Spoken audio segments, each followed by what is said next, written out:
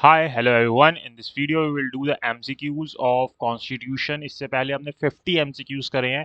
अब हम आगे के MCQs करेंगे. उससे पहले मैं आपको एक इन्फॉर्मेशन दे दूं कि अगर आप जुडिशरी की प्रिपरेशन करना चाहते हैं तो आप मेरी कोचिंग के थ्रू कर सकते हैं. कुशांक मित्तल जुडिशरी क्लासेस. इसके लिए आप मुझे व्हाट्सएप के ऊपर कांटेक्ट कर सकते हैं. 7531000390 जो नंबर आपकी नीचे स्क्रीन के ऊपर आ रहा है, इस पे आप मुझे कांटेक्ट करके इन्फॉर्मेशन ले सकते हैं कि कैसे आप मेरे थ्रू अपनी जुडिशरी की कोचिंग कर सकते हैं. चलिए हम अपने एमसीक्यूज करते हैं आगे के 51 क्वेश्चन नंबर से, क्योंकि 50 हमने लास्ट वीडियो के अंदर कर लिए थे. अब हम आगे के करते हैं. तो 51 क्वेश्चन क्या कहता है हमें. Article 15 does not permit the state to make any special provisions for one of the following, which one is that. तो यानी कि आर्टिकल 15 के लिए बोल रहा है कि आर्टिकल 15 जो है वो परमिट नहीं करता स्टेट को किसी स्पेशल प्रोविजन को बनाने से. इनमें से किस चीज के लिए. ठीक है, for one of the following: socially and educationally backward classes, economically backward class, schedule caste only या शेड्यूल ट्राइब ओनली. तो इसके लिए आप जो आंसर है नीचे कमेंट बॉक्स में साथ साथ कमेंट करते रहिएगा.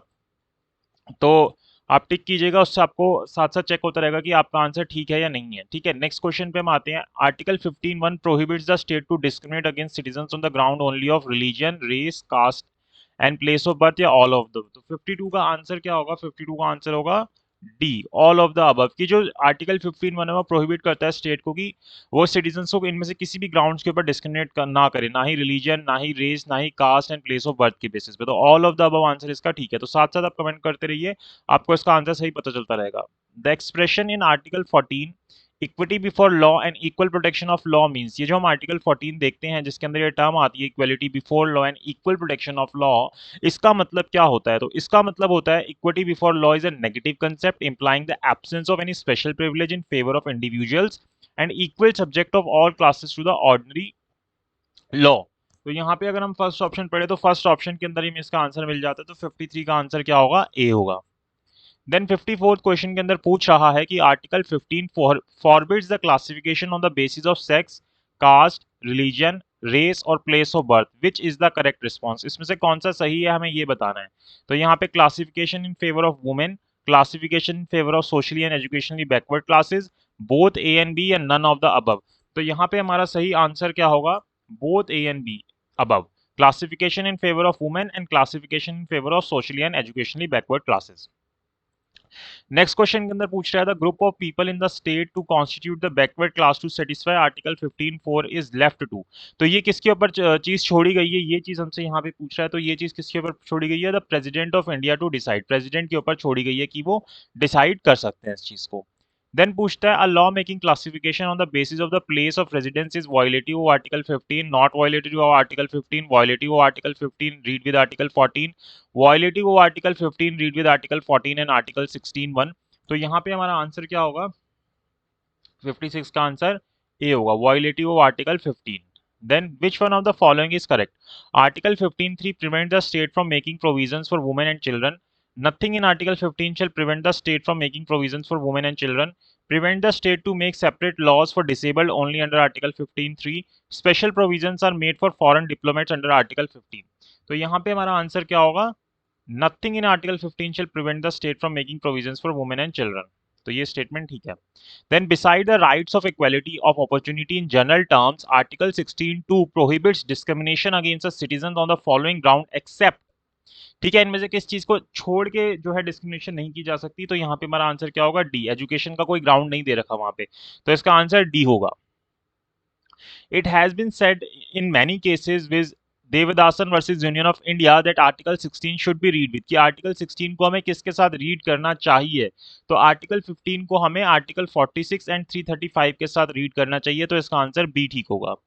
Article 16 for a which gives power to state make laws regarding reservation in favor of scheduled caste and tribe was added by. तो कौन सी अमेंडमेंट के थ्रू 16 फॉर ए को हमारे कॉन्स्टिट्यूशन के अंदर ऐड किया गया था. तो 77th अमेंडमेंट के थ्रू इसको हमारे कॉन्स्टिट्यूशन में ऐड किया गया था. तो इसका आंसर बी होगा. Under the Article 16, the words any employment or office applies only to public employment, private employment, both office and private employment, या none of the above. तो 61 का आंसर क्या होगा, only to public employments. ठीक है. Then untouchability abolition its practice is punishable according to. कौन से article के हिसाब से अनटचेबिलिटी को एबॉलिश किया गया है. तो यहाँ पे हमारा 62 का आंसर होगा आर्टिकल 17, तो इसका आंसर सी ठीक होगा। Then article 19(1) includes freedom of speech and expression, liberty of press, freedom of propagation of ideas या नन ऑफ द अबव। तो 63 का आंसर क्या होगा? Freedom of speech and expression, क्योंकि 19(1) के अंदर हमें यही चीज दी गई है।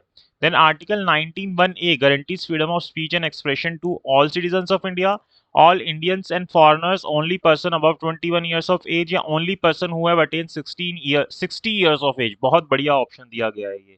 तो यहाँ पे हमारा आंसर होगा ए, all citizens of India। Then to practice any profession or to carry on any occupation, trade or business under Article 19(1)(g), dealing in intoxicants is a trade and legal, a trade but not legal, not a trade but illegal, a trade as a status varies according to the state। तो यहाँ पे हमारा answer क्या होगा?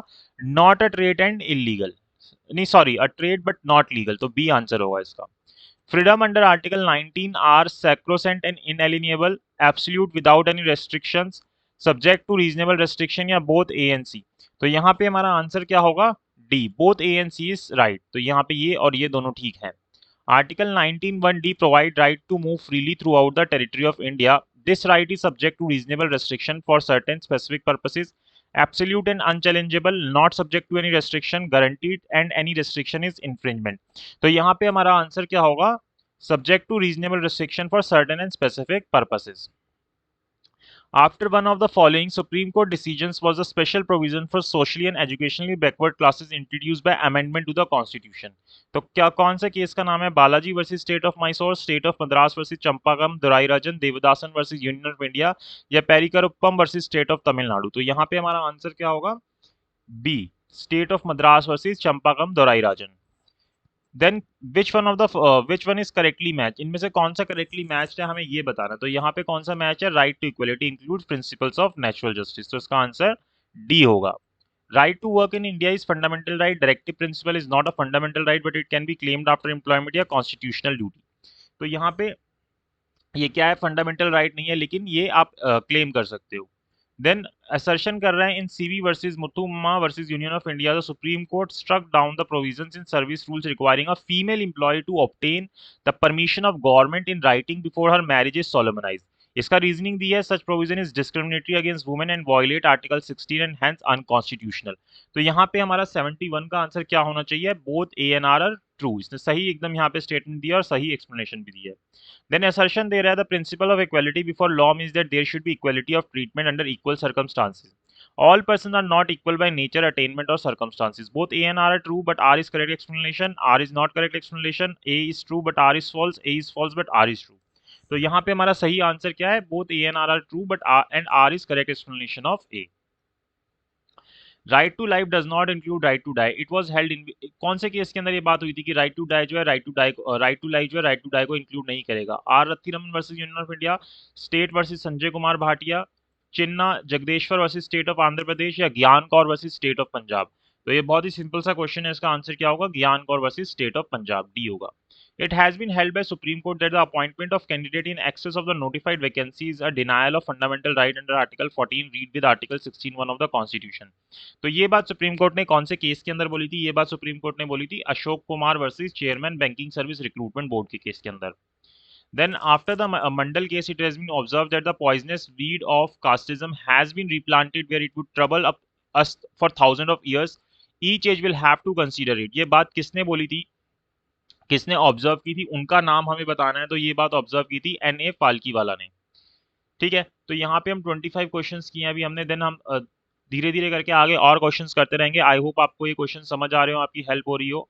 और जो भी लोग प्रिपरेशन कर रहे हैं एमसीक्यूज की, वो लोग इसको आगे अपने फ्रेंड्स के साथ भी शेयर करें ताकि उनकी भी इस चीज़ के अंदर हेल्प हो और वो ज़्यादा से ज़्यादा एमसीक्यूज कर पाएं जो कि आपके एग्जाम के अंदर आते हैं। चाहे आप कोई भी एग्जाम की प्रिपरेशन कर रहे हो, जुडिशरी हो या कोई और एंट्रेंस टेस्ट हो, सभी जगह पे कॉन्स्टिट्यूशन आता है और वो एमसीक्यू की वे में क्वेश्चन पूछता है। तो इसके अंदर आपकी काफ़ी हेल्प होगी। तो please do like this video, share with your friends और चैनल को सब्सक्राइब जरूर कर देना। Thank you so much for watching this video.